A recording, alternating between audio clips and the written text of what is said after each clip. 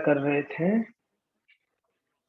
साधना भक्ति की 64 अंगों को।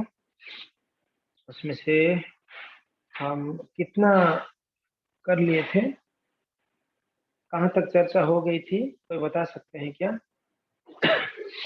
हाँ बताइए, कौन को कहाँ तक हम चर्चा किए थे?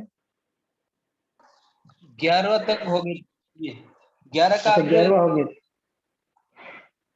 11 हो गया प्रभु जी। अयोग शिष्य न बनाना और अधिक मंदिर न बनाना और अधिक पुस्तकें न पढ़ना, वो प्रभु जी ये डिस्कस करना है। अच्छा ठीक है।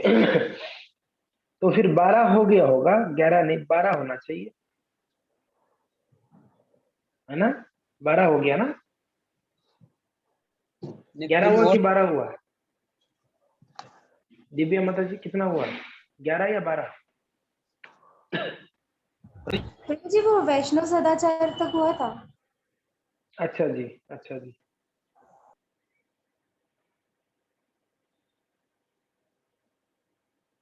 वैष्णव सदाचार तक पता है, ठीक है। तो बहुमूल्य मंदिर या मठ बनवाने में अधिक उत्साह ना दिखाना, है ना? ये हम चर्चा करने वाले थे, राइट?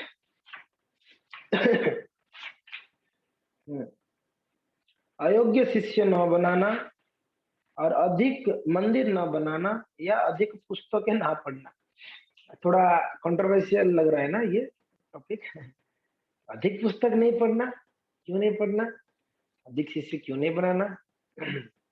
अधिक मंदिर क्यों नहीं बनाना? अच्छी बात है, अधिक मंदिर बनेंगे, अधिक लोग जुड़ेंगे, अधिक लोग आएंगे मंदिर में, है कि नहीं ना? प्रभुपाद जी यहाँ पर क्या कहते हैं कि अयोग्य शिष्य ना बनाना। रूप गोस्वामी जो कहते हैं उसको तात्पर्य में प्रभुपाद लिखते हैं, अयोग्य शिष्य नहीं बनानी है। अयोग्य यानी ऐसा शिष्य जो सिर्फ नाम के लिए दीक्षा लेगा मगर गुरु के आदेश को पालन नहीं करेगा, अयोग्य शिष्य। शिष्यत्व को स्वीकार करने के लिए भी योग्यता की जरूरत है कि नहीं?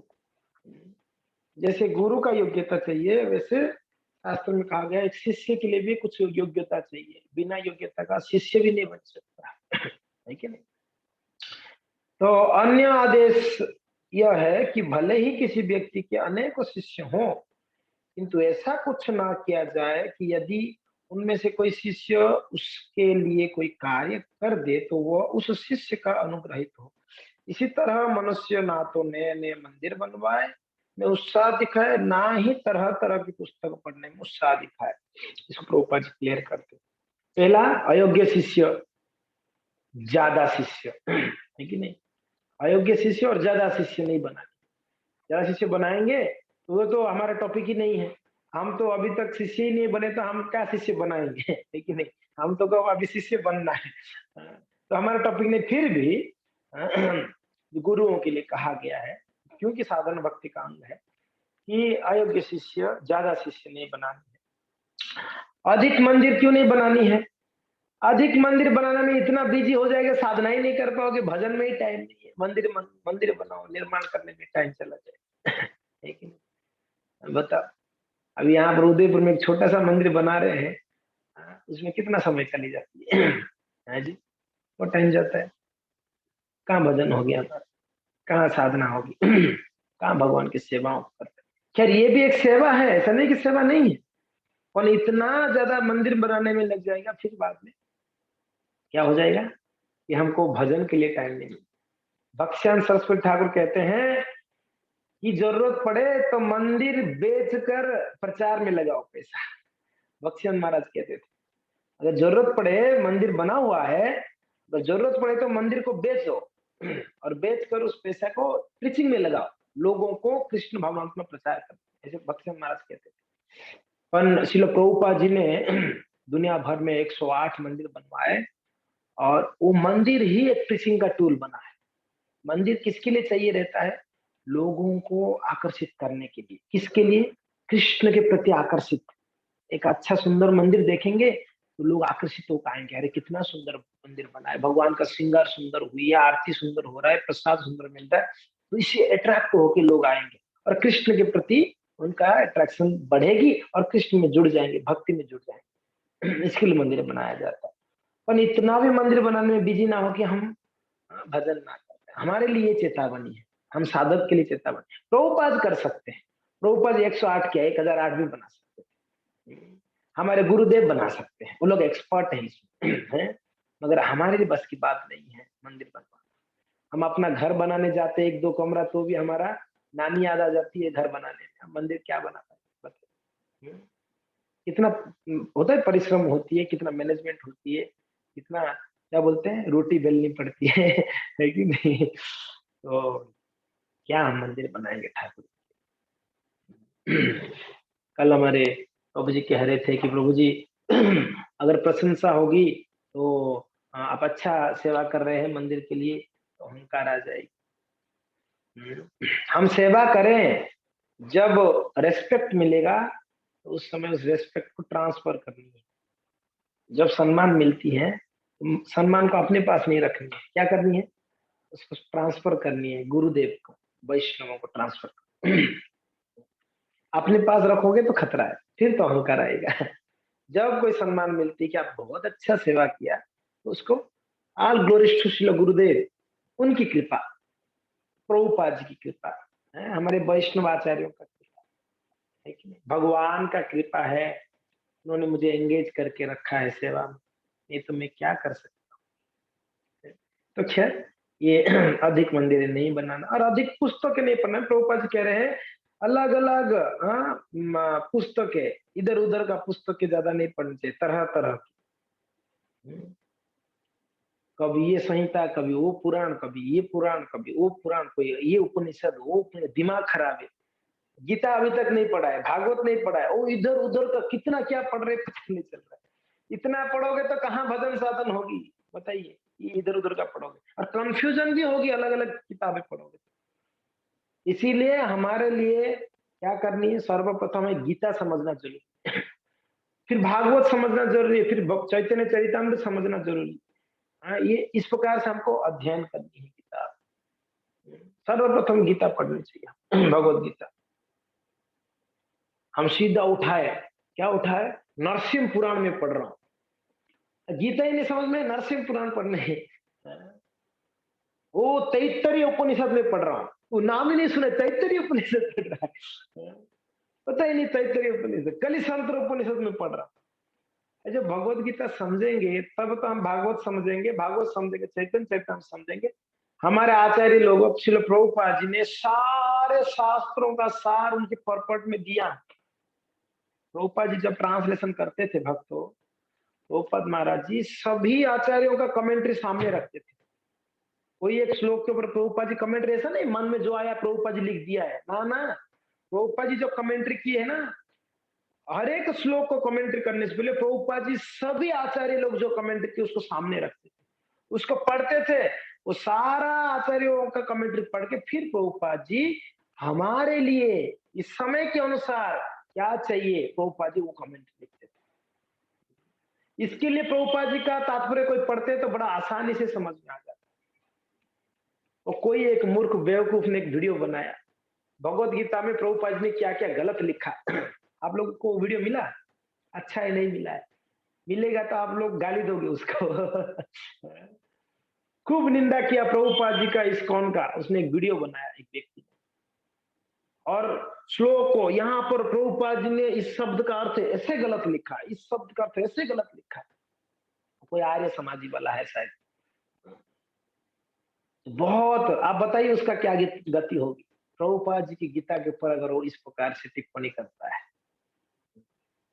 ऐसे कई लोग आगे आएंगे विरोध करने वाले, मूर्ख लोग आएंगे, बदमाश लोग आएंगे, कलयुग बढ़ता रहेगा तो ऐसे लोग मिलेंगे जो सही चीजों को नहीं समझ पाएंगे, ईर्षा होगी, जो बढ़ता है उसी के प्रति ईर्षा है कि इस्कॉन इतना बढ़ रही है, प्रचार इतना बढ़ रही, इतने भक्त बन रहे दुनिया भर, तो कुछ ईर्षालु लोग ऐसे ऐसे वीडियोस बना के डालते हैं। आजकल तो इतना यूट्यूब में वीडियोस आते हैं अलग अलग प्रकार के निंदा का इस्कॉन के प्रति, कभी कभी लोग भ्रमित होते हैं। तो हमको इतना स्ट्रांग हो जानी, प्रभुपाद जी के प्रति इतना विश्वास बढ़ा देनी है, प्रभुपाद जी ग्रंथों के प्रति इतना विश्वास बढ़ा देनी है, ताकि कोई कितना भी बोले हमारे दिमाग में घुसना नहीं चाहिए, उल्टा उल्टा चीज। तो खैर इधर उधर की पुस्तकें पढ़ना बंद कर कर सिंपली हमें भगवत गीता, भागवतम, चैतन्य चैतामृत आदि आप प्रभुपाद जी जो किताबों को ट्रांसलेशन किए हैं उसको पढ़नी चाहिए। हाँ, इधर उधर का पढ़ेंगे हमें कुछ समझ में नहीं आएगा। अच्छा तो लगेगा, बहुत अच्छा ये बताया गया है, हाँ, मगर अच्छा बताने से क्या होगा, हमारे भक्ति तो उसमें नहीं बढ़ती होगी। इसके लिए जरूरी है हमारे आचार्य द्वारा दिए हुए किताबों को पढ़नी चाहिए। समझ में आ रहा है? श्रीमद् भागवत में कहा गया है, नारद मुनि महाराज युधिष्ठिर से समाज के आश्रमों के कार्यों के विषय में चर्चा चलाते हुए सन्यासियों के लिए नियमों का विशेष उल्लेख करते हैं। सन्यास आश्रम स्वीकार करने वाले को अयोग्य शिष्य बनाने की अनुमति नहीं दी जाती है। सन्यास को चाहिए कि सर्वप्रथम वह यह जांच करे कि इच्छुक शिष्य कृष्ण भावनामृत में सच्चे दिल से अपना रहा है अथवा नहीं। जो सन्यासी है उनके लिए इस बात को कहा गया है कि नहीं? एक बात तो यह है कि शिष्य की संख्या बढ़ाए बिना कृष्ण भावनामृत का संप्रदाय का प्रसार नहीं हो सकता। अतएव कभी कभी खतरा होता है, होते हुए भी श्री चैतन्य महाप्रभु की परंपरा का सन्यासी ऐसे भी व्यक्ति को शिष्य बना सकते हैं जो पूरी तरह शिष्य होने के लिए योग्य ना हो। ऐसा शिष्य प्रामाणिक गुरु की कृपा से बाद में धीरे धीरे उन्नति कर लेता है ना। अगर ऐसा सब सन्यासी करेंगे, गुरु करेंगे, ये अयोग्य है। हमारे अंदर क्या योग्यता है, हम दीक्षा लेंगे शिष्य बने, कोई योग्यता देखिए, छाटिए थोड़ा सा अपने आप को देखिए, क्या योग्यता है हम शिष्य बनने, कोई योग्यता।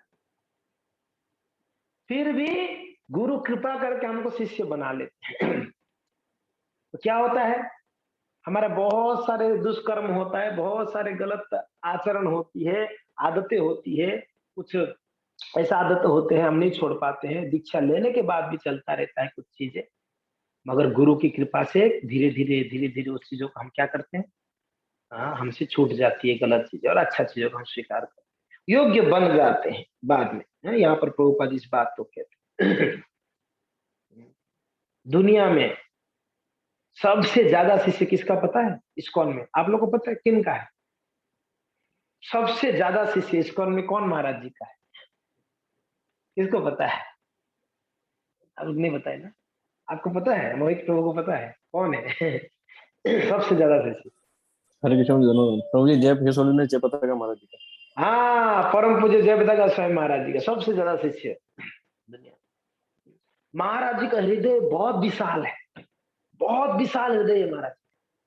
हाँ, महाराज जी कोई गांव में जाएंगे, उस गांव में सबको दीक्षा दे देंगे पकड़ कर। इतना कृपा है उनके हृदय में।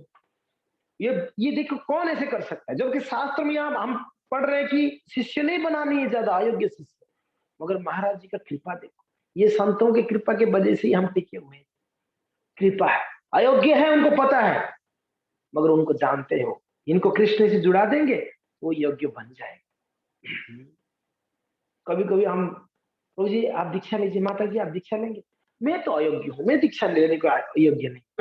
मैं अभी नहीं लूंगी, 2 4 5 10 साल के बाद लूंगी, बाद लूंगी। कोई भी क्षण हमारा सांस रुक जाएगा, कोई भी क्षण हमारा सांस रुक जाएगा। अब मैं दोपहर को कहीं से आया, ऐसे लेटा था तो मुझे सांस लेने में थोड़ा तकलीफ होने लगा, तो मुझे डर लग गया, मैं मर तो नहीं जाऊंगा आज, कभी भी सांस रुक सकता है ना। कभी कभी ऐसे लगता है ना, कभी सर दर्द बहुत ज्यादा होता है तो टेंशन होता है कि कोई ब्रेन मलेरिया तो नहीं हो गया, कोई ब्रेन ट्यूमर तो नहीं है, इतना हो रहा है खत्म तो नहीं हो जाऊं। बड़ा डर रहता है ना हम लोग को, मृत्यु का तो बहुत डर रहता है। थोड़ा खांसी आता है तो हम डर लेते हैं, थोड़ा बॉडी गर्म हो जाता है, बुखार आ जाता है, हम डर जाते हैं कि मर नहीं जाऊंगा मैं। तो ये सच में ऐसे कभी भी हो सकता है हमारे साथ। जब मौका मिलती है गुरु को शरण लेने का, तो क्यों त्याग नहीं, क्यों नहीं लेना है, बिल्कुल लेना है। हृदय में हमेशा इच्छा रखनी है कि जब गुरु चाहेंगे तब मैं उनका शरण ले लूंगा। हमेशा ये उत्साह में रहनी चाहिए, कभी ये नहीं सोचा अयोग्य तो हम है ही है, इसमें कोई डाउट नहीं हम अयोग्य हैं, मगर इसका अर्थ ये नहीं है जब कृपा मिल रही तो कृपा से ही हम बचना चाहते। कभी कभी हम लोग दीक्षा से बचना क्यों चाहते हैं, नियम बहुत है। दीक्षा लेने के बाद ये नहीं करना पड़े, ये रोकना पड़े, वो रोकना पड़े, सुबह उठना पड़े, 16 जपना पड़े। तो इसलिए हम नहीं करेंगे, हम बाद में करेंगे, टाइम अभी है हमारे पास, बाद में करेंगे, हम थोड़ा सा इग्नोर कर। हृदय में हमेशा एक तत्परता होनी चाहिए, एक लालसा होनी चाहिए, कब ऐसा समय आएगा, कब वो दिन आएगा मुझे गुरु महाराज जी स्वीकार करेंगे उनके शिष्य के रूप में, कब वो दिन आएगा मैं उनकी वाणी को स्वीकार करूंगा, उनके आदेशों को पालन करूंगा, दीक्षा लूंगा, नियमों को पालन करूंगा। ये हमेशा हृदय में होनी चाहिए। जब ऐसा अवसर मिले, गुरु महाराज जी आ रहे हैं, कहीं भी आ रहे हैं, तो तुरंत उत्साह से हम चलेंगे, महाराज जी का दर्शन करेंगे, प्रणाम करेंगे, उत्साह होना चाहिए। हाँ, महाराज जी मेरे घर पे आएंगे तब मैं उनको मिलूंगा, प्रणाम करूंगा, दर्शन करूंगा। महाराज जी आने तो जहां, वो हमारे नौकर थोड़ी ना हमारे घर तक आए, उनका कृपा चाहिए, हमें जाना पड़ेगा कृपा लेंगे। तो खैर जो भी है, तो यहाँ पर कहते हैं अयोग्य हैं फिर भी ऐसे संत लोग क्या करते हैं, कृपा करके योग्य बना लेते हैं। तो हम लोग के लिए शिक्षा यही है कि हम अयोग्य हैं फिर भी गुरु की शरण जब लेते हैं तो हम योग्य बन जाएंगे। ठीक है, तो इस प्रकार से इसको समझना जरूरी है।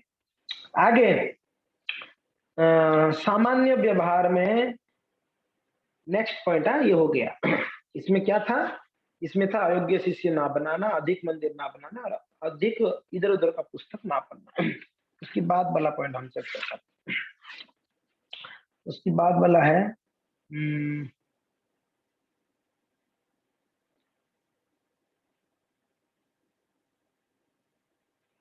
सामान्य आचार और व्यवहार में लापरवाही नहीं बरतना।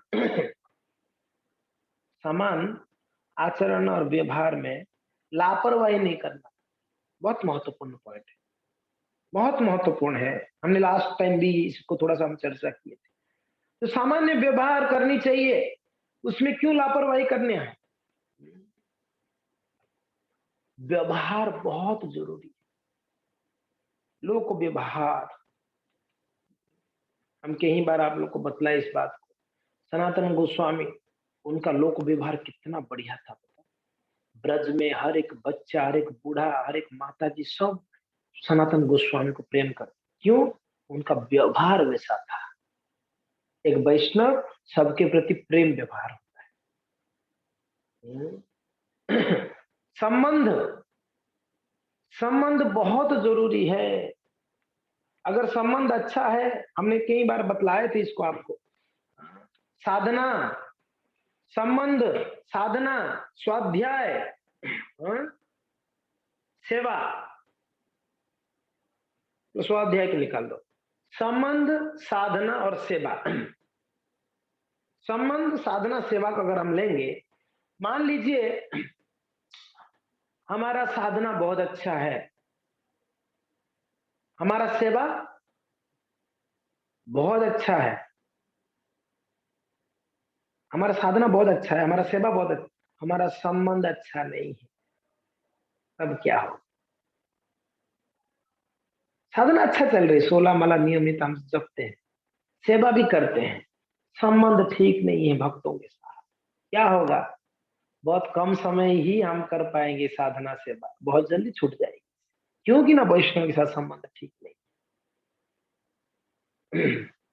मान लो संबंध अच्छा है, साधना अच्छा है, सेवा अच्छा नहीं।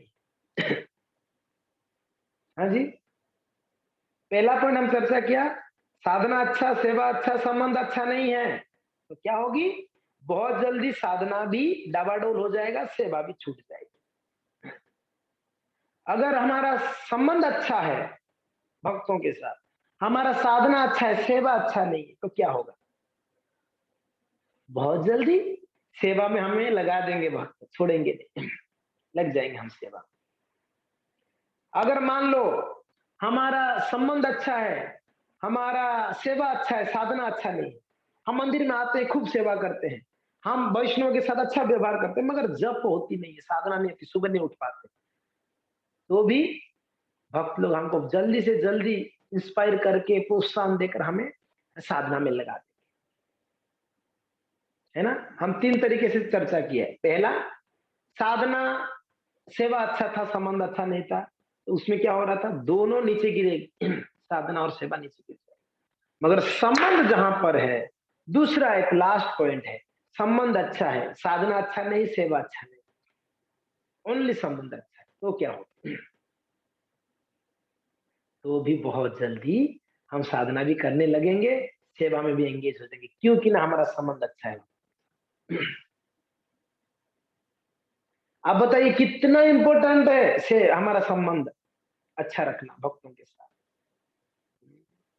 कितना सेवा कर ले, हम बहुत सेवा कर रहे हैं मान लो हम, और बहुत जब भी करते हैं तब भी करते हैं, साधना करते हैं, और संबंध अच्छा नहीं है तो ज्यादा दिन नहीं टिक पाएंगे, भक्ति में छूट जाएगा।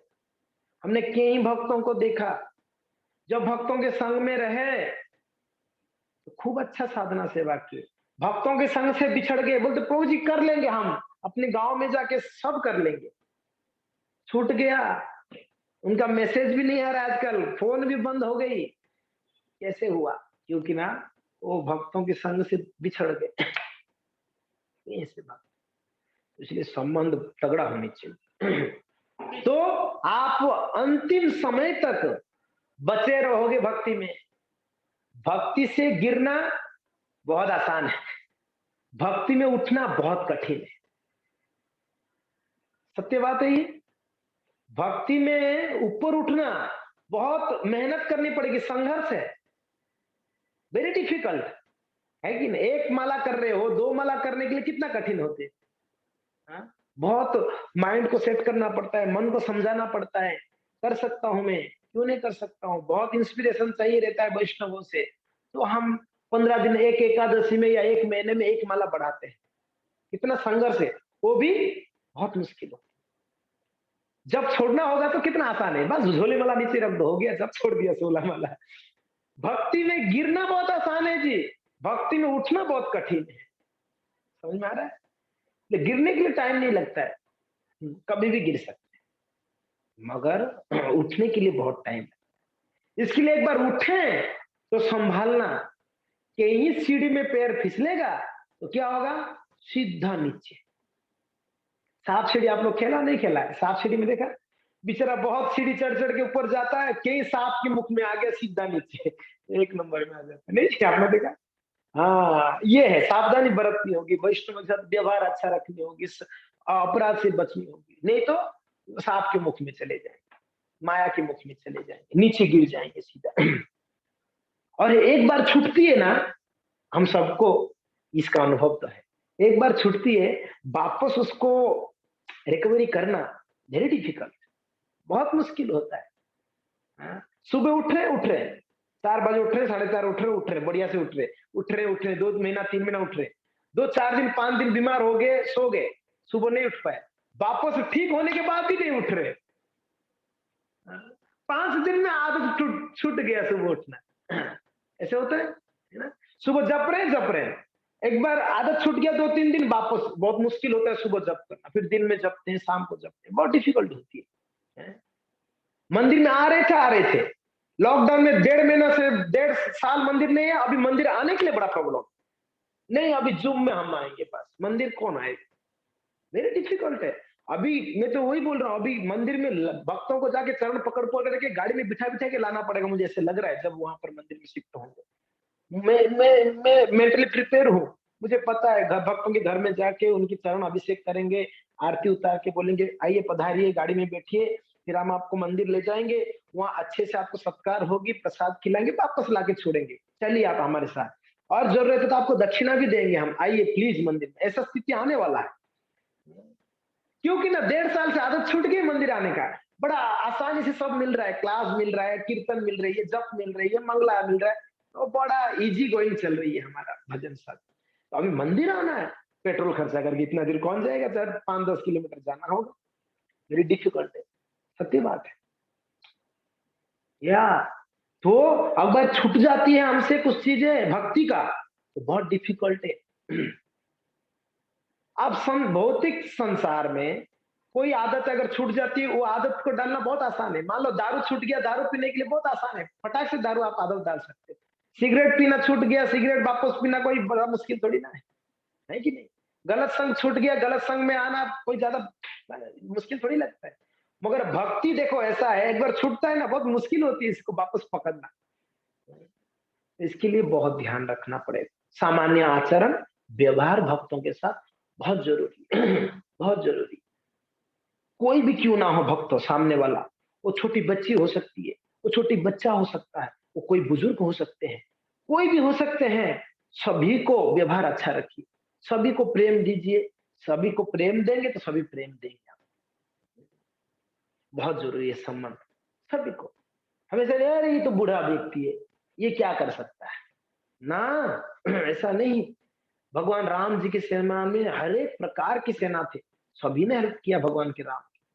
गिलेरी हेल्प किया, हनुमान हेल्प किए, जाम्बवान हेल्प किए, अंगद हेल्प किए। हाँ जी, अरे यहाँ तक एक पक्षी जटायु, उन्होंने हेल्प किया। जटायु का भाई, कभी सोचे नहीं थे प्रभु रामचंद्र वो हेल्प करेगा, उन्होंने बताया कि ये देखो रावण वहां पर रहता है, मैं देख पा रहा हूँ वहां पर है जटायु का भाई। उसका नाम मुझे याद नहीं है, वो समुद्र के तट पे बैठा, उन्होंने बताया हाँ हाँ यहाँ से एक बदमाश गया है माता सीता को लेकर। कहाँ रहता है वो? 100 योजन दूर में रहता है, लंका। उन्होंने हेल्प किया, सभी हेल्प किया। इसलिए भगवान की सेवा में कोई ऊंचा नीचा नहीं है, कोई छोटा बड़ा नहीं है। हर एक भक्त अपना प्रयास कर रहे हैं। हाँ, अपना सामर्थ्य के अनुसार प्रयास, कोई छोटा करता है कोई बड़ा करता है, किसी को निंदा नहीं करनी है, सभी को सम्मान देते हुए हर एक भक्त स्ट्रगलिंग करता है। आज हमारा स्थिति अच्छा है इसलिए हम अच्छा भजन कर रहे हैं। आज उस भक्त का स्थिति ठीक नहीं है, पारिवारिक स्थिति ठीक नहीं है, या फाइनेंशियल स्थिति ठीक नहीं, इसलिए वो भजन नहीं कर पाता है, कोई बात नहीं। उनको हम बार बार उनका पैर खींचाना नहीं खींचना, उनको इंस्पायर करते थे। वो भले भजन नहीं करते, छूट गया, उनको प्रेम दीजिए। अब प्रेम देंगे तो बहुत जल्दी भजन में आ जाएंगे, अगर इग्नोर करेंगे तब तो कभी नहीं आएगा। ऐसे कई भक्त हुए हैं जो छूट जाते हैं, उनको अगर ध्यान प्रेम नहीं मिलता है वापस नहीं आते भक्ति, उनको संसार में ही मजा आ जाता है। तो इसके लिए सभी को बहुत प्रेम देना पड़ेगा हमको, एक दूसरे को, वो कोई भी क्यों ना हो सामने वाला। तो जरूरी है, सामान्य व्यवहार बहुत जरूरी है, इसमें लापरवाही नहीं करनी चाहिए। कि प्रणाम करनी है, जरूर प्रणाम करनी चाहिए, इसमें लापरवाही क्यों करनी है? जरूर प्रणाम करनी चाहिए, जहां रेस्पेक्ट देना है देनी चाहिए सभी को रेस्पेक्ट। तो ये सुंदर पॉइंट है, तो हमें इस व्यवहार को ध्यान रखना चाहिए। पद्म पुराण में एक कथन है, जो लोग कृष्ण भावनामृत में लगे हुए हैं उन्हें भौतिक लाभ या हानि से कभी विचलित नहीं होना चाहिए। यदि किसी को कुछ भौतिक हानि हो भी जाए तो उसे विचलित नहीं होना चाहिए, अपितु अपने अंतःकरण में सदैव कृष्ण का चिंतन करना चाहिए। ये उसका नेक्स्ट वाला पॉइंट भी आप नोट कर लो, क्षति होने पर ना शोक करनी चाहिए, ना लाभ होने पर हर्ष होनी चाहिए, प्रसन्नता होनी चाहिए ज्यादा। उस भक्त को ना ज्यादा शोक करनी है, ना ज्यादा कूदना चाहिए। खुश होकर अरे वाह वाह वाह रिजल्ट बहुत अच्छा है, बहुत कूदोगे नेक्स्ट टाइम रिजल्ट खराब भी आ सकता है, तो क्या करोगे? रोगे बैठे। बोलिए हरे कृष्णा छोटू। सो यस, प्रभुपाद कहते हैं भक्त को शोक या मोह की बस में नहीं होनी चाहिए। पद्म पुराण में एक कथन है, जो मनुष्य शोक या क्रोध से अभिभूत होता है उसके हृदय में कृष्ण के प्राकट्य होने की कोई संभावना नहीं। क्या है? जो व्यक्ति शोक में या क्रोध की कंट्रोल में रहता है उसके हृदय में भगवान कभी नहीं आते। क्रोध और शोक हमें त्यागनी है। उसका नेक्स्ट, देवताओं का अनादर ना करना नहीं करनी चाहिए। देवताओं का सम्मान करने से कभी नहीं चूकनी चाहिए। हम कृष्ण भक्त होने के बाद ये बड़ा झंझट है, मैं कृष्ण भक्त हूं, मैं बस सबसे बड़ा, बाकी देवी देवता क्या है, गए गुजरे, अरे गहरे थोड़ी ना है वो लोग, वो महान सेवक है। हम भक्ति से आने से पहले सबको दंडवती करते थे, कृष्ण भक्ति मानने के बाद हनुमान जी तो भगवान के सेवक, उनको क्या प्रणाम करना। हाँ महादेव जी तो भगवान के सेवक, उनको क्या प्रणाम करना है। मैंने कृष्ण को प्रणाम कर लिया ना। कभी कभी तो फिलोसफी भी झाड़ते हैं, कृष्ण को प्रणाम कर लो सबको प्रणाम हो गया। अरे नहीं, अगर रास्ते से गुजर रहे हैं, महादेव जी का मंदिर है, तुरंत वहां उतर के प्रणाम करनी चाहिए। महादेव जी महान वैष्णव है। हम क्या भक्त को देख के प्रणाम नहीं करते हैं? क्यों नहीं करते? नहीं करते। हम रास्ते में कोई वैष्णव को देखते हैं, तिलक को लगाए, कंठी पहने हैं, हाँ, तो उनको तुरंत हम प्रणाम करते हैं। जब हम सामान्य वैष्णव को प्रणाम करते हैं तो महादेव को क्यों ना करें? जब सामान्य वैष्णव का हम आदर करते हैं तो हनुमान जी को क्यों ना करें? जब सामान्य माता जी को जब मिलते हम प्रणाम करते तो दुर्गा देवी को क्यों ना करें? Why not? बिल्कुल रेस्पेक्ट करनी चाहिए। पूजा करनी है कृष्ण का, सम्मान सबको करना। जैसे प्रभुपाद जी भी कहीं के उदाहरण कहते हैं, एक पतिव्रता स्त्री क्या करती है, उसका पूरा शरणागति उसके पति के प्रति है, मगर जो भी सगे संबंधी कोई भी पुरुष आता है उनको रेस्पेक्ट करती है, प्रणाम करती है, उनको खिलाती है, वो बनाकर उनको रेस्पेक्ट करती है, उनको सत्कार करती है कि नहीं? तो हमको ये फिक्स करना है कि कृष्ण तो भगवान स्वयं परम भगवान है, बाकी सब उनके सेवक हैं, महान महान भक्त हैं, सभी को आदर करना है। ठीक है, तो ये ध्यान रखना बहुत जरूरी है हमें। उसके आगे क्या है, आप लोग नोट कर रहे हो ना सभी? नहीं, कितना हो गया? उसके आगे किसी जीव को व्यर्थ कष्ट न पहुंचाए। किसी भी जीव को व्यर्थ में कष्ट न पहुंचाए। थोड़ा सोच लीजिए सब लोग अपना बचपना, कितना कष्ट पहुंचाया है? सोच के डर लगता है हमने कितना कितना कष्ट पहुंचाया जीवों को। हाँ? एक समय खूब चला बेट, एक आता ना बैडमिंटन, मच्छर मारने का बैडमिंटन, आप लोग को याद है? खूब मारा हम लोग, उसमें चढ़ होके मर जाते हैं मच्छर। कितना कि मार, हम तो मार दिया, कष्ट पहुंचाना दूर है, मार दिया हम लोग। कहीं कुत्तों को मारा है, बिल्लियों को पीटा है। बाप रे, भय लगता है ना, क्या क्या किया है बचपन में। हम छोटे थे, एक घटना याद आता है। हमने नारियल का जो, नारियल पेड़ का जो पत्ते होते हैं आपको पता है, उसमें एक डंडी होती है, उसके बार पत्ते होता है, वो जो डंडा है ना, छोटा सा, वो छोटा सा लकड़ी, उस लकड़ी ना सॉफ्ट रहता है, जो नारियल पेड़ से सॉफ्ट है, उसको हम लोग गोल करके उसको ऐसे बांध कर, जो गिरगिट होता है ना, गिरगिट, गिरगिट के बैठा होगा, हम लोग छुप के जाते थे, उसके गले में डाल के खींच देते थे और उसमें टाइट हो जाता था वो। फिर उसको लेके हम बड़ा मजा लेते थे उसके से। मुझे अभी याद आ रहा है तो कितना कष्ट पहुंचा है हमने उनको बेचारों। बाद में भले छोड़ देते थे मगर बहुत कष्ट पहुंचा है। तो ऐसे कई चींटियों को मारा है हम लोगों ने। हाँ, किसी को गाली दिया, किसी को गाली गलौज किया है, किसी को अपशब्द बोला है हम लोगों ने। सिर्फ चींटी बिल्ली की ये नहीं, मनुष्यों को भी हम कितना ठेस पहुंचाए हमारे जीवन में। अगर हम थोड़ा रिकॉल करेंगे पिछला पिछला समय, तो हमने कई लोगों को अपशब्द बोला होगा, किसी को दुखी किया होगा, किसी को हृदय को तोड़ा होगा हमने, गलत चीजें बोल के, अपशब्द बोल के। तो हम किसी को भी पीड़ा नहीं पहुंचाना चाहिए, दुख नहीं देना चाहिए। मानसिक हो, कर्मणा मनसा वाचा, तीनों से हमें सतर्क रहना चाहिए। वाणी से भी किसी को अपशब्द नहीं बोलना है, दुखी नहीं करनी है। कर्म से, यानी किसी को मार कर या किसी ऐसा कुछ कार्य करे कि सामने वाले को दुख हो जाए, कोई कर्म से भी नहीं, वाणी से भी नहीं, मन से भी नहीं, मन से भी नहीं किसी के बारे में बुराई कर, किसी को दुख पहुंचा। बहुत मुश्किल है ना ये कार्य, बहुत कठिन है ये, मगर हम जब भक्ति में आ गए तो हमें बहुत ध्यान रखना पड़ेगा। बोलने से पहले सामने वाले को खराब तो नहीं लगेगा मैं जो बोल रहा हूं, मुंह में जो भी आता है वो नहीं बोलना चाहिए, सोचना चाहिए। कहते हैं ना, धनुष से बाण, जब मुख से वाणी निकला तो वापस नहीं ले सकते। एक बार बाण निकला तो वापस नहीं आएगा, गया वो। एक बार मुख से शब्द निकल गया फिर वो वापस थोड़ी ले पाओगे आप, वेरी डिफिकल्ट है। और ये वाणी ऐसा है, ये वाणी आपको सामने वाला शत्रु या मित्र बने वो डिसाइड करता है। किसी को प्रेम से आप बोलोगे तो शत्रु भी मित्र हो जाएगा, किसी को आप थोड़ा कर्कश बोलोगे तो मित्र भी शत्रु हो सकता है। तो दांत और जीवा के बीच में कैसे झगड़ा हुआ एक बार सुना ना आप लोगों ने? जीभ बोला कि मैं आई एम द ग्रेट, टंग जीवा मैं बड़ा हूं, दांत बोला कि क्या बड़ा है, हम बड़े हैं, 32 से हम पता है, ज्यादा फड़फड़ाने का नहीं, हमारे बीच में आओगे तो ऐसे ही एकदम चुपचाप के कहां करोगे।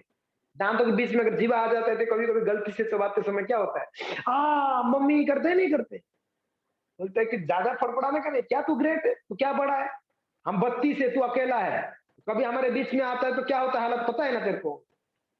तो जी वाला ठीक है अभी बता देंगे कौन बड़ा है कौन छोटा है। वो सामने से एक हट्टा कट्टा आदमी जा रहा था पहले, बस जीवा बोलने लगा, ए बदमाश कहां जा रहा है, जीवा बोल दिया हे बदमाश कहां जा रहा है, तो वो आया एक मुक्का मारा खींच के, मुझे बदमाश बोला, वो 32 बाहर आ गया। तब जीवा बोल रहा बता कौन बड़ा है, तुम 32 थे मैं तो अकेला था, बताओ। ये है वाणी का प्रभाव, देखो गलत बोल दो यार तो 32 बाहर भी आ सकता है। इसके लिए बोलने से पहले बहुत ध्यान रखनी, किससे हमेशा ध्यान रखिए हम किससे बात करते हैं, सामने वाला कौन है। अगर छोटे हैं हम उनको डांट सकते हैं, हमारे समाज का है उसको फ्रेंडशिप की बात, हमसे बुजुर्ग हैं बड़े हैं, कोई भी बड़ा हो, ज्ञान वृद्ध हो वयो वृद्ध हो, एज से बड़े हो सकते हैं, ज्ञान से बड़े हो सकते हैं, बहुत प्रकार के बड़े होते हैं, बुद्धि में बड़े हो सकते हैं, हमसे आगे हो सकते हैं, ध्यान रखना बहुत जरूरी। छोटा प्रहलाद जी छोटे हैं मगर उनको देवता लोग प्रणाम किए, प्रहलाद जी ये नहीं बोला हम तो देवता है हम क्यों आपको प्रणाम, ना प्रहलाद जी छोटा 5 साल का बेटा, सारे देवता प्रणाम किए, क्यों, वो जानते थे भक्ति में हमसे श्रेष्ठ है, इसने भगवान को खरीद लिया है, भगवान इसके बस में आ गए, भगवान ने इसके लिए प्रकट हुए, जानते थे वो। तो भले बच्चा है मगर भक्ति में हमसे बड़ा है तो उनको रेस्पेक्ट देना, ध्यान रखना। तो इसके लिए किसी भी हो सकता है आज छोटा बच्चा हो कल हमसे बड़ा भक्त निकल सकता है। हम कभी कभी कहते हैं ना हम ऐसे ही सामान्य व्यवहार कर लेते हैं मगर देखते हैं 2 साल के बाद वो हमसे अच्छा जप कर रहा है, हम सोच रहे थे हम बहुत सीनियर है मगर देखो वो अच्छा जप रहा है मेरे से। इसके लिए डिसाइड ये मत करो कि आज कौन सी स्थिति में वो व्यक्ति, आप सोचो कि कल जाके कितना बड़ा भक्त बन सकता है, भले वो छोटा क्यों ना। इसके लिए कभी भी किसी को अनादर मत करिए। अब बताइए महादेव जी का प्रसंग आप देखो, एक जगह में प्रणाम करते हैं महादेव जी, तो पार्वती बोलती क्यों प्रणाम किए, बोले कि यहाँ पर कुछ युग पहले एक भक्त था मैं उनको प्रणाम कर। अच्छा तो वहां मैया प्रणाम की, आगे गए तो आगे एक जगह और महादेव जी वापस प्रणाम किए, तो माता पार्वती पूछी कि प्रभु यहाँ पर कौन भक्त हुए, बोले यहाँ कोई भक्त हुआ नहीं है, यहाँ कुछ युगों के बाद कोई एक भक्त आने वाला है तो उसको प्रणाम कर। ये है महिमा वैष्णव, अभी हुआ ही नहीं वो प्रणाम। प्रहलाद जी पेट में थे, गर्भ में थे और इंद्र क्या कर रहे थे, कयादु को घिसेट के ले जा रहे थे, क्यों, बोले कि हिरण्यकश्यप इतना बदमाश है तो उसका लड़का कितना बदमाश हो, इसको मार देंगे हम। नारद जी आके बोलते अरे इंद्र क्या कर रहे हो, इतना नीच कार्य कर रहे हो, बोले कि नारद जी आपको पता नहीं है इनके गर्भ में जो है कौन बढ़ रहा है, उनका अंश है, हिरण्यकश्यप का अंश है, उसके पिता इतना उपद्रव कर रहे हैं तो बेटा कैसे, बोले कि अरे बाबा ऐसा नहीं है, महान वैष्णव है गर्भ में। नारद जी पहचान ली, देखिए ये वैष्णव भी पहचान सकते हैं, वैष्णव साधारण वेशभूषा से नहीं समझ पाएंगे कैसा वैष्णव है। कई ऐसा संत मिलेंगे आपको महान महान भक्त मगर साधारण भेष में रहेंगे। क्या बड़ा वैष्णव का कुछ अलग वेशभूषा होता है, उसका तिलक क्या पूरा पीछे तक जाता है, उसका कंठीमाला क्या बड़ा बड़ा होता है, बहुत बड़ा भक्त का, ऐसा थोड़ी बड़ा कंठीमाला पे ना तो बड़ा भक्त है, ऐसा है? कोई अलग पहचान है बड़ा भक्त का ना, वो साधारण ही दिखेंगे हमको, हम नहीं पहचान सकते कौन कितना कौन से स्तर पे है। किसी के दिमाग को आप पढ़ सकते हैं, उसकी कॉन्शियसनेस को पढ़ सकते हैं, इसकी इसकी दिमाग, हो सकता है हमारा थर्ड क्लास का कॉन्शियसनेस है, हम भले 16 माला जपते, मगर हमारा हो सकता है, मगर वो भले 16 माला नहीं जप रहा हो, 2 माला जपता होगा, उसका कॉन्शियसनेस बहुत हाई हो सकता है। वो हमेशा कृष्ण के बारे में चिंतन करते होंगे, वो हमेशा सेवाओं के बारे में चिंतन करते होंगे। पता क्या है, हमको क्या पता है वो कितना बड़ा भक्त है। सुखदेव गोस्वामी जब गुजरे, गांव से होकर गुजरे सुखदेव गोस्वामी, दिगंबर, कोई वस्त्र नहीं था शरीर में, बिल्कुल नग्न थे सुखदेव गोस्वामी। हाँ? घर से जैसे जन्म लिए 16 साल का लड़का घर से भाग गया। सुखदेव गोस्वामी जन्म लिए 16 साल के लड़का, बचपन छोटे हो गए नहीं जन्म हुए, पूरा जवान से ही प्रकट हुए उन्होंने, और कोई कपड़े नहीं पहने थे, कुछ नहीं, ऐसे ही वो भाग गए घर से माया से बचने के लिए। माया होगा, मैं माँ के मोह में फंस जाऊंगा, मैं पिताजी की मोह में फंस जाऊंगा, प्रेम में मैं नहीं रहूंगा, चले गए सुखदेव जी। भरी सभा में बड़े बड़े दिग्गज वहां पर बैठे हुए थे गंगा के तट पर, और परीक्षित महाराज जी वेट कर रहे थे। और जब सुखदेव गोस्वामी उस रास्ता से गांव होके आ रहे थे, बच्चे लोग क्या कर रहे थे पता है, पीछे पीछे बच्चे कोई पत्थर मार रहे हैं, नंग धड़ंग घूम रहे थे, कोई पत्थर मार रहा है, कोई थूक रहा है, कोई अपशब्द बोल रहा है, कोई घर से झूठा पानी फेंक रहा है। सुखदेव गोस्वामी रास्ते चल रहे थे और कुछ बच्चे पीछे पीछे चल रहे, कुछ लोग पीछे, झुंड के झुंड पीछे चल रहे थे। जैसे सुखदेव गोस्वामी उस सभा में पहुंचे जहां पर बड़े बड़े मुनि ऋषि बैठे हुए थे और जहां पर परीक्षित महाराज जी वेट कर रहे थे सुखदेव गोस्वामी, जैसे पहुंचे सारे मुनि ऋषि खड़े होकर अभिवादन करके प्रणाम किया सुखदेव गोस्वामी को। बच्चे तो दंग रहे कि अरे बाप रे भाई, ये तो बड़ा आदमी है, हम तो इसके ऊपर थूक दिया, हमने इसके ऊपर पेशाब कर दिया, हमने इसको कितना अपशब्द बोल दिया, पत्थर मारा, तो सारे बच्चे दंग रहेंगे। अब बताइए वेशभूषा से कैसे पता लगा सकते कोई कितना बड़ा वैष्णव है? हाँ जी, हाँ? इसके लिए कभी भी किसी वैष्णव का कौन सा स्थिति है वो हमारे ये दृष्टि से नहीं जांचना चाहिए, वो कितना बड़ा भक्त है कि छोटा भक्त है कि क्या, अपराध हो जाते हैं। इसके लिए बहुत ध्यान रखना जरूरी है, वो कोई भी क्यों ना हो सकता है भक्ति नहीं कर रहा हो, कोई दिक्कत नहीं, अरे सामान्य एक मनुष्य है तो मनुष्य होकर एक, हाँ, उसको रेस्पेक्ट देना चाहिए। एक मनुष्य भी हो, आजकल तो टी शर्ट में लिखा रहता है बीइंग ह्यूमन करके, यानी मनुष्य बनो। अभी तक हम मनुष्य नहीं बने हैं, हमने देखा लिखा हुआ टी शर्ट में बीइंग ह्यूमन, मीन्स यस हमारा व्यवहार मनुष्य जैसा नहीं है, कुत्ते बिल्लियों जैसा व्यवहार कर रहे हैं, हम झगड़ रहे हैं एक दूसरे के साथ में छोटे छोटे चीजों को लेके, कहाँ मनुष्य है? तो एक सभ्य व्यक्ति बनने के लिए तो पहले तो व्यवहार अच्छा होने चाहिए मेरे बाबा, किसी को कष्ट नहीं पहुंचाने चाहिए, बहुत ध्यान रखना जरूरी है। ठीक है, आगे क्या देखते हैं?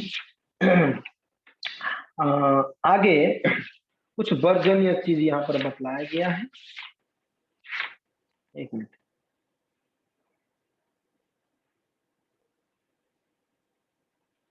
मंदिर में और कीर्तन करते समय कुछ अपराधों से बचनी चाहिए। ठीक है, ये बतलाया गया है। उसके आगे भगवान का नाम कीर्तन करने या मंदिर में अर्चा विग्रह पूजन विधि में कुछ अपराधों से बचनी चाहिए। कुछ वर्जनीय चीजें बतलाते हैं, आप इसको सुन लेना। पहला, मोटर कार या पालकी में सवार होकर जूता पहनकर अर्चा विग्रह के मंदिर में प्रविष्ट नहीं होना चाहिए। ये तो सामान्य चीजें हैं, ये तो सबको ही पता है कि जूता पहन के मंदिर के अंदर प्रवेश। तो आप सोचते हो कि ऐसा भी कोई कर सकता है मंदिर में जूता पहन के? बिल्कुल करते हैं। लास्ट जन्माष्टमी हमें याद स्मरण है, जन्माष्टमी लगभग 11:30-12 बजे अभिषेक खत्म हुआ, महाआरती, वो आसपास के लोग आगे जूता पहन के मंदिर के अंदर सीधा। अब बताइए, ऐसे भी लोग हैं जो समझते नहीं ये चीजों को, मगर हमें तो समझनी चाहिए वैष्णवों को। भगवान की प्रसन्नता के लिए जन्माष्टमी तथा रथ यात्रा जैसे उत्सवों को मनाने के लिए चूकनी नहीं चाहिए। ये एक बहुत बड़ी चीज है, समझना जरूरी है। तो हम करते हैं, ऐसे भी उत्सव करते हैं, मगर कभी कभी कुछ त्योहार और रहता है, जैसे रक्षाबंधन में हमने बलराम पूर्णिमा को इग्नोर कर लिया 100% कर लिया, हमने नहीं समय दे पाया। नहीं, कौन सा ज्यादा जरूरी था? बलराम पूर्णिमा ज्यादा जरूरी था रक्षाबंधन से। हम रक्षाबंधन सुबह कर सकते थे, शाम को बलराम पूर्णिमा मना सकते थे, कोई दिक्कत नहीं था, कोई प्रलय नहीं हो जाता अगर भाई को सुबह राखी बांध देते। ऐसे थोड़ी बोलता नहीं तेरे को शाम को ही बांधनी है, नहीं तो तेरे को पैसा नहीं दूंगा मैं, जा। सुबह बांधेगी तो तेरे को पैसा नहीं मिलेगा, शाम को बांधेगी तो गिफ्ट मिलेगा, ऐसा तो नहीं बोलेगा भाई कभी। कर सकते हैं, ये हमको प्रिपेयर होना चाहिए। जब ऐसे उत्सव आ रहा है तो पहले से प्रिपेयर होना चाहिए कि नहीं मुझे सेवा करनी, नहीं मुझे जानी है उत्सव मनानी, कभी नहीं चूकनी चाहिए, ऐसे कहा गया है, ये हम विधि बहुत ध्यान रखनी चाहिए। जब श्री चैतन्य महाप्रभु कह रही तो बहुत ऊंचा भाव है, हम मगर ये बहुत प्रोत्साहन वाला भी है, हम जो अभी बतला रहे हैं ये लीला आप सभी सुने हैं। चैतन्य महाप्रभु श्रीवास आंगन में नृत्य कर रहे हैं, कीर्तन चल रही है, धुआंधार कीर्तन हो रही है, नृत्य चल रहा है, और पता चला श्रीवास का लड़का मर गया, श्रीवास का बेटा शरीर छोड़ दिया। तो उनकी घर में जो स्त्रियां थे, माताएं रोने लगे, तो धीरे से आके कोई बोला श्रीवास को आपका बेटा मर गया। तो श्रीवास पंडित आके कहे सबको, सब चुप, ठाकुर जी चैतन्य महाप्रभु को नहीं पता चलनी चाहिए, उनकी कीर्तन में कोई बाधा नहीं होनी चाहिए, कीर्तन चलनी चाहिए, और उनका बेटा मर गया। आप सोचिए क्या उच्च भाव होगा इनका। भगवान की सेवा नहीं रुकनी चाहिए, भगवान का कीर्तन नहीं रुकनी चाहिए, मगर महाप्रभु समझ गए थे। महाप्रभु बोले आज कीर्तन में आनंद नहीं आ रहा है, कुछ तो कमी है, बताओ श्रीवास क्या हुआ है, मुझे लग रहा है कुछ दिक्कत है। श्रीवास बोले कि कुछ नहीं। महाप्रभु बोले, बार बार पूछे तो कुछ नहीं, वो मेरा बेटा चला गया। ये कुछ नहीं बोल रहे इसको, बेटा चला गया। महाप्रभु आए, उनके बेटा के ऊपर हाथ फेराए, बोले उठो उठो उठो, क्यों सोए हो? तो उठ गया वो लड़का। अद्भुत ये लीला है। तो हम कृष्ण के लिए अगर टाइम देंगे, कृष्ण हमारे लिए सारा अरेंजमेंट कर देंगे। अगर हम कृष्ण के लिए ही टाइम नहीं देंगे तो कृष्ण बोलेंगे ठीक है, हमने बताया था ना, अगर आप मेरे नाम में है तो मैं आपके काम में हूं, अगर आप अपने काम में तो मैं मेरे धाम में हूं। ये देखो, अगर आप अपने काम में व्यस्त हो तो ठीक है, मैं मेरे धाम में मस्त हूं, आप काम में व्यस्त हो, मैं मेरे धाम में मस्त हूं। अगर आप मेरे नाम में हो तो मैं मेरा आपके काम। ये समझना जरूरी। इसके लिए जब भगवान की उत्सव आती है तो कभी नहीं चूकनी चाहिए। हम वैष्णव को जरूर नजदीकी इस्कॉन मंदिर में जानी चाहिए, भाग लेनी चाहिए हमको उत्साह के साथ। आगे अर्चा विग्रह के समक्ष नतमस्तक होने में आनाकानी नहीं करनी चाहिए। भगवान के सामने झुक के प्रणाम करने में आनाकानी नहीं करनी चाहिए। बिल्कुल जैसे हमने लास्ट टाइम चर्चा किए थे, पंचांग प्रणाम, अष्टांग प्रणाम करनी चाहिए, प्रणाम हमें बिल्कुल नहीं चूकनी चाहिए। भोजन के बाद हाथ तथा पैर को धोए बिना भगवान की पूजा है तो मंदिर में प्रवेश नहीं करनी चाहिए। जब हम खा लिए तो हमारा हाथ और पैर प्रॉपर धुला होना चाहिए, आचमन करके फिर भगवान की सेवा में जानी चाहिए। ये तो बताया, दूषित अवस्था में मंदिर के अंदर प्रवेश नहीं करनी चाहिए। हाँ, यहाँ पर बहुत सुंदर बात कहते हैं, ये सुनिए, सब लोग का एक जिज्ञासा। वैदिक शास्त्र के अनुसार यदि किसी परिवार में कोई मर जाता है, ध्यान दीजिएगा, ये बड़ा प्रश्न है, हमेशा पूछते रहते भक्त लोग, तो आप लोग को पता होनी चाहिए, तो क्या आप लोग को कोई पूछेगा तो आप उनको गाइड कर सकते। वैदिक शास्त्र के अनुसार यदि किसी के परिवार में कोई मर जाता है तो सारा परिवार कुछ समय के लिए अपने पद के अनुसार दूषित हो जाते हैं। समझ आ रहा है? अगर घर में कोई मर जाता है तो कुछ समय तक क्या है, उसको कहते हैं ना आप लोग छूत, या क्या बोलते हैं, क्या लग गया, क्या कुछ तो बोलते हैं ना, हाँ छूत लग गया, जो भी है, हम अशुद्ध हो जाते। उदाहरण के लिए ब्राह्मण परिवार में 12 दिन तक वो अशुद्ध रहते हैं, छूत उनका रहता है। क्षत्रिय और वैश्यों के परिवार के में 15 दिन और शूद्रों के परिवार में 30 दिन। ये विधि है, ये सब लोग को नोट करनी चाहिए, बहुत महत्वपूर्ण है। ब्राह्मण परिवार में है तो 12 दिन तक वो इसको छूत मानते हैं, सूतक, ये सूतक, उस मैं वर्ड भूल रहा था। तो ब्राह्मण परिवार में है तो 12 दिन तक उनको मीन्स इसको मानना चाहिए, सूतक को। और जो क्षेत्रीय वैश्य परिवार में है वो 15 दिन, और जो शूद्र परिवार में 30 दिन, ये नियम है, ठीक है, इसको मानना चाहिए। तब एक प्रश्न उठता है क्या, कि प्रभु जी भगवान का सेवा पूजा कर सकते हैं या नहीं कर सकते? हम तो अभी घर में तो अशुद्धि हो गई, तो क्या करें, भगवान को ऐसे ही रखे। बैठे रहो आप 12 दिन तक ना, आप अपने आप को पवित्र कर कर, हाँ, प्रॉपर गंगा जल में आदि ये करके स्नान करके पवित्र कपड़ा पहनकर आप भगवान का सेवा कर सकते, ठीक है। ठाकुर जी का सेवा आप कर सकते हैं अपने आप को शुद्ध कर कर, प्रार्थना कर कर, ठीक है। तो ये ध्यान रखें। बाकी कुछ कर्म कांड जो कहते हैं ना, यज्ञ व्रत आदि, ये चीजें नहीं करना चाहिए वो 12 दिन अपने का। मगर भगवान का सेवा नहीं रुकना चाहिए। भगवान थोड़ी ना खाली बैठेंगे, भूखे बैठे, भगवान है हमारे। जैसे मान लो सुतक लग गया तो थोड़ी हमारे घर में कोई बच्चा है तो सुतक लग गया, तेरे को अभी मैं दूध नहीं पिलाऊंगी 12 दिन तक, तू ऐसे ही रहे, ऐसे थोड़ी बोल पाएंगे, है ना। वैसे घर में जब ठाकुर जी उनको वही भाव से हम सेवा करते, इसके लिए हमें शुद्ध होकर अपना वस्त्र, हमारा शरीर और मन को शुद्ध करके भगवान को प्रार्थना करके उनका सेवा करने चाहिए, कोई दिक्कत नहीं। तो ये सब लोग ये समझ जाइए, ताकि आपको कोई पूछेगा तो आप उनको गाइड कर सकते हैं इस बात, ठीक है ना। ओके, नेक्स्ट, एक हाथ में नमस्कार नहीं करनी चाहिए। ऐसा कभी कोई करते ना, ऐसा या ऐसे कर लेते हैं, एक हाथ वाला नमस्कार नहीं करनी चाहिए। ठीक है, गाड़ी चला रहे तो चलो एक हाथ में कर सकते हो ऐसा, मगर मंदिर में आके ऐसा नहीं करना चाहिए, ऐसा नहीं करना, प्रॉपर दोनों हाथ जोड़कर प्रणाम करना चाहिए। बहुत छोटे छोटे चीजें हैं, मगर ये बहुत जरूरी है, समझना होना चाहिए। आगे कहते हैं, भगवान श्री कृष्ण के समक्ष परिक्रमा नहीं करनी चाहिए। मंदिर की परिक्रमा करने का नियम यह है कि अर्चा विग्रह के दाहिने हाथ में परिक्रमा प्रारंभ करके मंदिर के बाहर बाहर प्रतिदिन कम से कम 3 परिक्रमा की जानी चाहिए। समझ में आ रहा है? उनकी दाहिने और से प्रारंभ करके ऐसे उनको परिक्रमा करना 3 बार मंदिर में, भगवान का मंदिर को।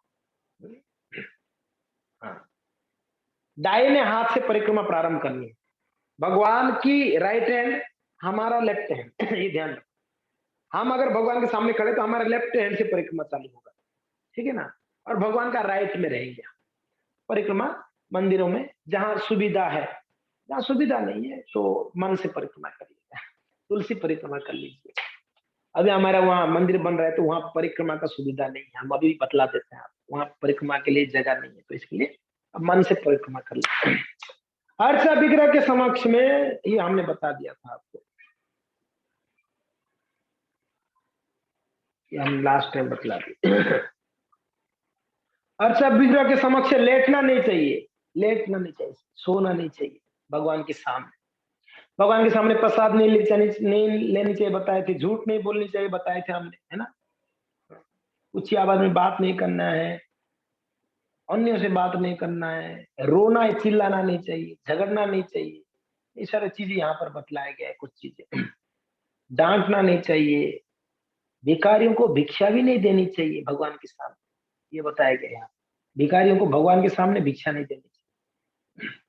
मंदिर के बाहर है तो अलग बात है, कटु वचन नहीं बोलना चाहिए।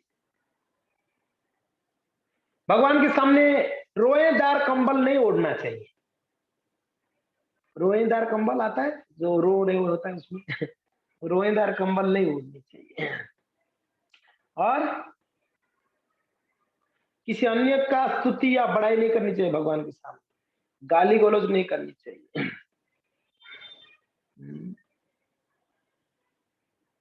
अशुद्ध वायु त्याग नहीं करनी चाहिए। कृष्ण को पहले अर्पित किए बिना कोई भी भोज्य पदार्थ नहीं खानी चाहिए। ऋतु के अनुसार कृष्ण को ताजे फल तथा अन्न, ये भी बहुत बड़ा महत्वपूर्ण, ऋतु के अनुसार वो सीजनल फूड, सीजनल वेजिटेबल्स भगवान को देनी चाहिए, है कि नहीं। तो ये ध्यान रखना चाहिए। भोजन बन जाने के बाद जब तक उस अर्चा विग्रह को अर्पण नहीं कर दिया जाए तब तक उन्हें देखना नहीं चाहिए। अर्चा विग्रह की ओर पीठ कर कर नहीं बैठना चाहिए। गुरु को चुपके से नमस्कार नहीं करनी चाहिए। ये सब सरल है, मैं फटाफट पढ़ रहा हूँ बस, ठीक है। ये सब सिर्फ आप समझ जाए। गुरु को चुपके से नहीं प्रणाम करनी चाहिए, गुरु को सामने जाके प्रणाम करनी चाहिए, मंत्र बोलकर, नमो विष्णुपादाय कृष्ण पृष्ठाय भूतले श्रीमते, गुरु महाराज का नाम बोलकर प्रणाम करनी चाहिए। गुरु के सामने उनकी प्रशंसा करना नहीं भूलनी चाहिए। हे गुरुदेव, आप कितने कृपालु हैं, आप दर्शन दे रहे हैं। हे गुरु महाराज, आप कितना दयालु हैं, हमारे लिए आप इतना कष्ट उठाए। गुणगान उनका करनी चाहिए। गुरु के समक्ष अपनी बढ़ाई नहीं करनी चाहिए। हम लोग हमेशा क्या करते हैं, अपना बड़ा, महाराज मैंने ऐसे किया, गुरु महाराज मैंने ऐसे किया, गुरु महाराज मैंने ऐसे किया, खूब अपना बड़ाई करते हैं। और महाराज उसने ऐसे किया, कुछ नहीं किया, उसने ऐसे किया, दूसरों का निंदा, अपना बड़ाई करते हैं। गुरु महाराज के साथ कभी नहीं करनी चाहिए, सब ध्यान रखें।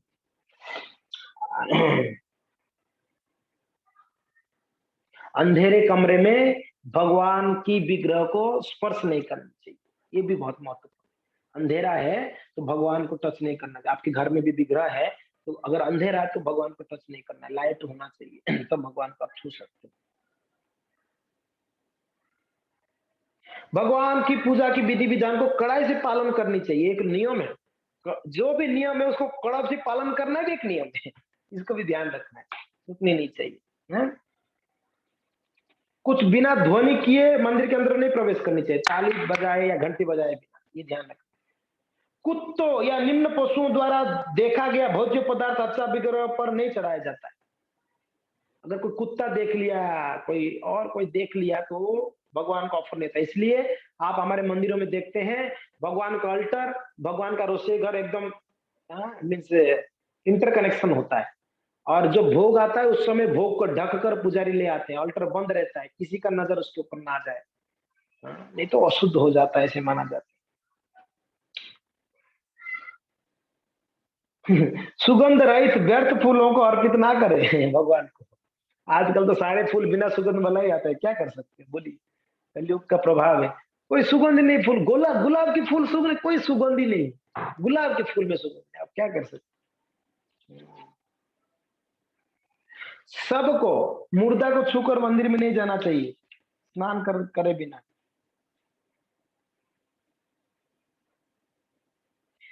एक चीज यहाँ पर है, लाल, नीले या बिना धुले वस्त्र पहनकर मंदिर में प्रवेश नहीं करनी चाहिए। वापस सुनो, लाल, नीले या बिना धुले, तीन चीज बताया गया। रेड कपड़ा या नीले एकदम ब्लू या बिना धुले कपड़ा पहनकर मंदिर में प्रवेश नहीं करनी चाहिए। लाल और नीला वाला मैं भी पहली बार पढ़ रहा हूँ। लाल नहीं पहननी चाहिए, नीले नहीं पहननी चाहिए, कुछ कारण होगा, इसको पता नहीं है मुझे भी, मैं पहली बार पढ़ रहा हूँ। क्यों लाल नहीं पहननी चाहिए, खैर जो भी शास्त्र में बताया गया तो फिर कुछ होगा, इसका कारण 100% होगा। लाल और नीला और धुले हुए वस्त्र, बिना धुले हुए वस्त्र नहीं पहनने चाहिए। मुर्दा को देखने के बाद भी मंदिर में नहीं जा सकते। मुर्दा को अगर देख लिया तब भी अशुद्ध हो जाता है, यहाँ बताया गया, आप पढ़ सकते हो, यहाँ बताया गया मुर्दा को देखने के बाद भी आपको स्नान करना।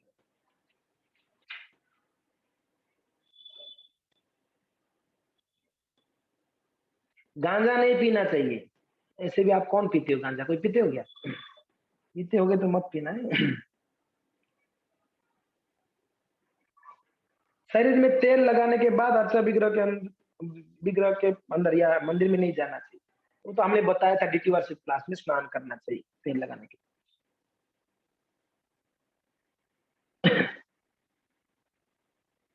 अर्चा विग्रह के सामने पान नहीं खाना चाहिए। आप लोग कोई पान खाते हो क्या? नहीं खाते हो ना, ठीक है।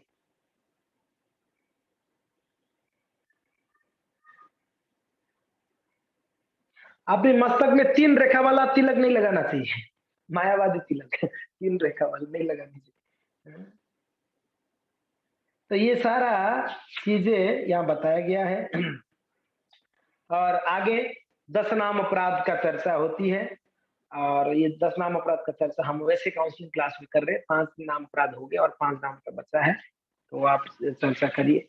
तो ये सारा चीजें हैं भक्तों, अभी जो रह गया है ना आगे, उसको हम आगे और चर्चा करेंगे। आज समय हो गया तो हम यहाँ पर इसको विराम देते हैं। और भी है कुछ नियम है, उसको हम नेक्स्ट क्लास में चर्चा करें, ठीक है? ओके, हरे कृष्णा।